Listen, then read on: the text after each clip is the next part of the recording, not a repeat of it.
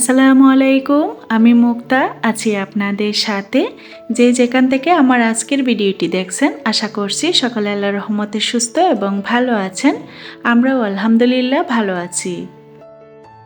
আজকে আপনাদের মাঝে ছোট্ট একটা বেডরুম ট্যুরের ভিডিও শেয়ার করছি। তবে আমার চ্যানেলের শুরুর দিকে একটা বেডরুম ট্যুরের ভিডিও দেওয়া আছে, ওইটা ছিল ঢাকার বেডরুম ট্যুরের ভিডিও। তবে আজকে যে বেডরুম ট্যুরের ভিডিওটা দিচ্ছি এটা হচ্ছে চট্টগ্রামের আমাদের নতুন বাড়ির নতুন ফ্ল্যাটের। তো আহামরি অনেক কিছু দিয়ে যে সাজিয়ে গুছিয়ে অর্গানাইজ করে আপনাদের মাঝে শেয়ার করছি তা না, একটু সিম্পলের মধ্যে মেকওভার বা অর্গানাইজ করার চেষ্টা করছি, সেটাই আপনাদের মাঝে শেয়ার করছি। আমি সবসময় এমনিতেও একটু সিম্পলভাবে সাজাতে গোছাতে বা অর্গানাইজ করতে খুব পছন্দ করি। অনেক কিছু হাবিজিবি দিয়ে একদম হিজিবিজি করে সাজানোটা আমার একদমই পছন্দ না, বা কোনো কিছু ফার্নিচার কেনাকাটা করতে গেলেও আমি সবসময় একটু সহজত্ব খুঁজি, যাতে করে আমার সবসময় পরিষ্কার পরিচ্ছন্ন রাখতে সহজ হয়। শুধুমাত্র তো অনেক অনেক জিনিস দিয়ে ঘর সাজিয়ে রাখলে হবে না, সেটা যদি নিয়মিত পরিষ্কার পরিচ্ছন্ন রাখতে না পারা যায় তাহলে কিন্তু সৌন্দর্যের আরও ব্যাঘাত ঘটে আমার মনে হয় আর কি। তো যাই হোক, এবার কাজের কথায় আসি। তো আমরা যেহেতু সব সময় চিটাগংয়ে থাকি না, আমরা ঢাকাতেই থাকি, বছরে 2-3 বার আসা হয় বাচ্চাদের স্কুল ছুটি হলে। তো সেক্ষেত্রে পরিষ্কার করার বিষয়টা আরও বেশি মাথায় রাখছি। সেটা মাথায় রেখে আমি সব কিছু সহজভাবে একটু সাজিয়ে গুছিয়ে অর্গানাইজ করার চেষ্টা করছি। আর যেহেতু গ্রামে আর ওভাবে অ্যাভেলেবল শহরের মতো হেল্পিং হ্যান্ড পাওয়া যায় না, সেক্ষেত্রে দেখা যায় ঢাকা থেকে এসে বাড়িতে আমাকে সব কিছু নিজেকে ক্লিন করে পরিষ্কার পরিচ্ছন্ন করে তারপর বসবাস করতে হয়, থাকতে হয়।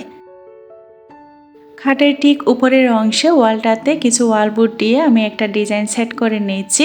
তো এই ওয়ালের কালারটা যেহেতু একটু লাইট কালারের মধ্যে, তো ওয়ালবোর্ডটা আমি একটু ডিপ কালারের মধ্যে সেট করেছি। এবার কিন্তু দেখতে বেশ ভালোই লাগছে। রুমের ওয়ালের কালারটা লাইট কালারের মধ্যে করা হয়েছে, আর পর্দাগুলোও লাইট কালারের মধ্যে রেখেছি। এতে করে রুম বড় বড় লাগে আর রুম আলোকিত রাখে, আর সেই সাথে রুমের মধ্যে একটা স্নিগ্ধতা আসে। বেডরুমের মধ্যে মেয়েদের একটা ইম্পর্টেন্ট ফার্নিচার হচ্ছে ড্রেসিং টেবিল। তবে সেটা এখন পর্যন্ত নেওয়া হয়নি, তবে কিছুদিনের মধ্যে নেওয়া হবে ইনশাল্লাহ। তবে সেটা ছাড়াই আজকে বেডরুমের ট্যুরটা আপনাদের মাঝে শেয়ার করছি। তো যাই হোক, যেহেতু ড্রেসিং টেবিলটা নেই, সেক্ষেত্রে দেখা যায় টুকিটাকি সব কিছু ওয়ার্ড্রোবের উপরে অর্গানাইজ করে রেখে দিতে হয়। তো এতদিন পর্যন্ত আসলে ওয়ার্ড্রোবের উপরে তেমন কিছু ছিল না, কোনো ম্যাট ছিল না। তো এবার একটা রানার দিয়ে দিয়েছি, আর সব কিছু একটু গুছিয়ে রাখছি। এই যে ছোট্ট ওয়ার্ড্রোবটা দেখতে পাচ্ছেন, সেটা কিন্তু খুবই কাজের। ছোটো ছোটো বক্সগুলাতে টুকিটাকি ছোটোখাটো সব কিছু কিন্তু অর্গানাইজ করে রাখতে খুবই সুবিধা। আর সেই সাথে একটা আমি ট্রে রেখেছি। ট্রেটার মধ্যে হচ্ছে যাবতীয় যত পারফিউম বা লোশন আছে সব কিছু আর কি একেবারে এক জায়গায় আমি গুছিয়ে রাখতে পারি। আর চিরুনি সবগুলাও কিন্তু একই জায়গায় রেখে দিয়েছি। আর একটা বাস্কেটের মধ্যে চুলের যত যাবতীয় কাটা ক্লিপ আছে সব কিছু এক জায়গায় রেখে দিয়েছি। আপনারা চাইলে এই সব কিছু ড্রেসিং টেবিলের উপরেও এভাবে সুন্দর করে অর্গানাইজ করে রাখতে পারেন, আলাদা আলাদা পার্ট করে। তাহলে সব কিছু দেখতেও যেমন ভালো লাগে, খুঁজে পেতেও কিন্তু খুব সহজ হয়। আর ছোট্ট ওয়ার্ড্রোবের উপরের অংশে আমি একটা ফ্লাওয়ার বেস রেখে দিয়েছি দেখার সৌন্দর্যের জন্য।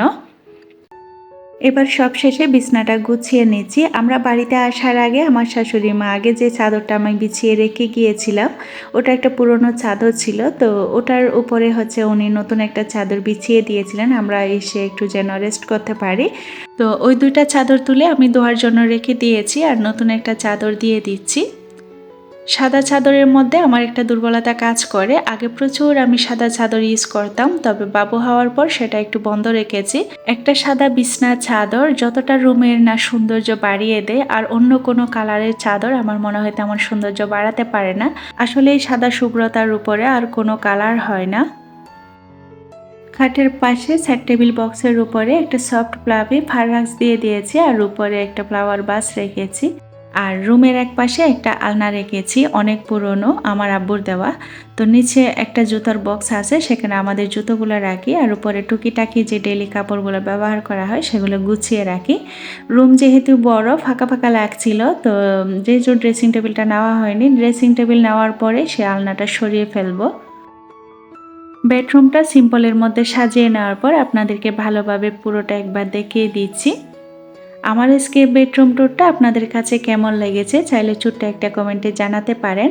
আর যদি কোথাও কোনো অংশ ভালো লেগে যায় তো প্লিজ একটি লাইক দিতে ভুলবেন না। আর আপনি যদি চ্যানেলে নতুন হয়ে থাকেন, এই ধরনের ভিডিওগুলো যদি আপনি আরও দেখতে চান, চাইলে চ্যানেলটি সাবস্ক্রাইব করে রাখতে পারেন। কাজগুলো যদি আপনি অলরেডি করে থেকে থাকেন, তো আপনাকে জানাই অসংখ্য ধন্যবাদ।